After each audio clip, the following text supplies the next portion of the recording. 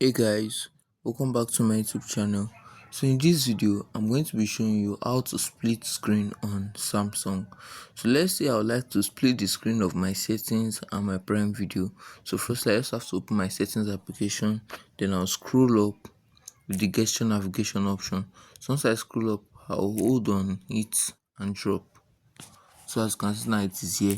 You just click on this blue line up here and click on the second option, which is going to be there. So you click on your second application you like to split screen with alongside the settings. So I'm going to open my Prime Video application to split with my settings application. So as you can now see guys, I've been able to split my settings application with my Prime Video application. So that's just how I can easily do this guys. If you have any question, feel free to drop them in the comment section below. Thank you guys for watching this video. Don't forget to smash the like button and subscribe for more tips like this.